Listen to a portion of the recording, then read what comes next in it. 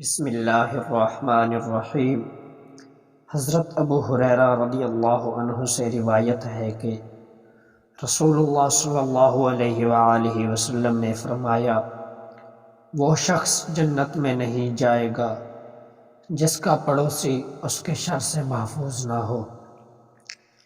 اس حدیث مبارکہ میں نبی کریم صلی اللہ علیہ وآلہ وسلم نے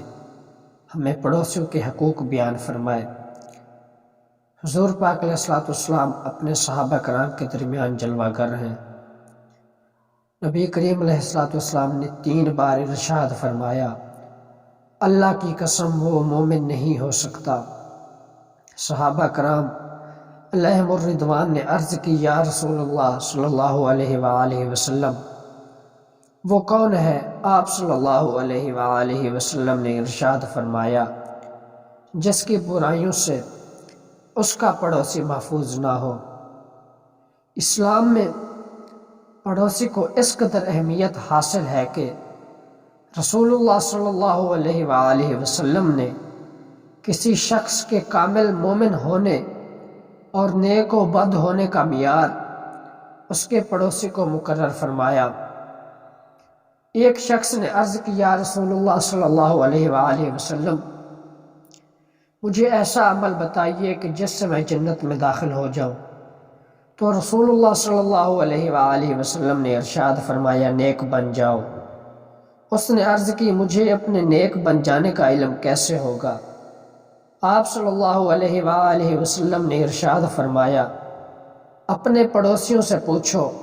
اگر وہ تمہیں نیک کہیں تو تم نیک ہو، اور اگر وہ برا کہیں تو تم برے ہو۔ اسلام کی پاکیزہ تعلیمات ایسے شخص کو کامل ایمان والا قرار نہیں دیتی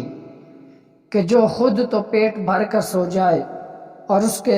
پڑوس میں بچے بھوک و پیاس سے بل بلاتے رہیں۔ حضور صلی اللہ علیہ وآلہ وسلم نے ارشاد فرمایا، جو شخص خود پیٹ بھر کر کھانا کھائے اور اس کا پڑوسی بھوکا رہے، وہ ایماندار نہیں ہو سکتا۔ ایک اور جگہ پر حضور صلی اللہ علیہ وآلہ وسلم نے ارشاد فرمایا، جس نے اپنے پڑوسی کو تکلیف دی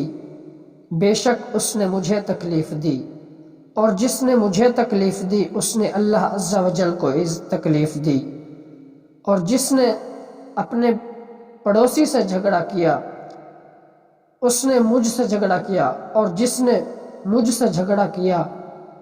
اس نے اللہ عز و جل سے لڑائی کی۔ حضور صلی اللہ علیہ وآلہ وسلم پڑوسی کے حقوق کے بارے میں مزید ارشاد فرمایا کہ اگر وہ بیمار ہو تو اس کی عیادت کرو، اگر فوت ہو جائے تو اس کے جنازے میں شرکت کرو، اگر قرض مانگے تو اسے قرض دے دو، اور اگر وہ عیب دار ہو جائے تو اس کی پردہ پوشی کرو۔ حضور صلی اللہ علیہ وآلہ وسلم نے ایک اور جگہ پر ارشاد فرمایا کہ جبریل امین مجھے ہمسایوں کے بارے میں اللہ رب العالمین کا پیغام پہنچا رہے تھے، کہ ہمسایوں کے حقوق، اللہ کا پیغام جو اللہ نے ہمسایوں کے بارے میں حکم ارشاد فرمایا وہ میرے تک پہنچا رہے تھے، یہاں تک کہ میں نے گمان کیا کہ اللہ رب العالمین ہمسائے کو جائیداد میں شراکت دار نہ بنا دیں۔ ایک اور جگہ پر حضور علیہ السلام نے ارشاد فرمایا کہ اگر تمہارا ہمسایہ تنگ دست ہو جائے تو اسے تسلی دو، اگر اسے خوشی حاصل ہو تو مبارکباد دو، اگر اسے مصیبت پہنچے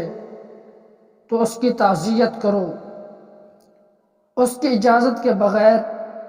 اس کے گھر سے اونچی عمارت بنا کر اس سے ہوا نہ روکو، سالن کی خوشبو سے اسے تکلیف نہ پہنچاؤ، ہاں یہ کہ اسے بھی مٹھی بھر دے دو تو صحیح ہے، اگر پھل خرید کر لاؤ تو اسے بھی اس میں سے کچھ تحفہ بھیجو، اور ایسا نہ کر سکو تو اسے چھپا کر اپنے گھر لاؤ، اور پڑوسی کے بچوں کو تکلیف دینے کے لیے تمہارے بچے پھل لے کر باہر نہ نکلیں۔ دیکھیں کتنا بڑا مقام ہمسایوں کے بارے میں اللہ رب العالمین کے پیارے حبیب نے ارشاد فرمایا کہ بے شک تم اپنی زمین پر عمارت بنا رہے ہو لیکن ہمسائے کے برابر ہے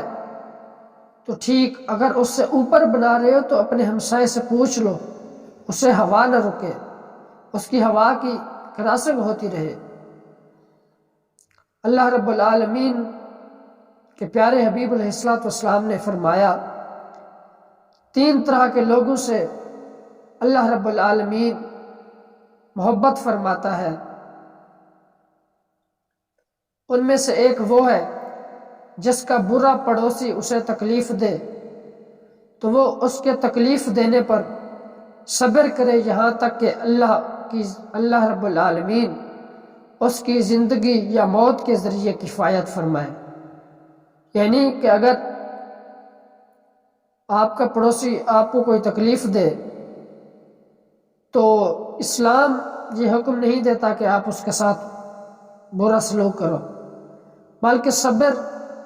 اور حسن تدبیر کے ساتھ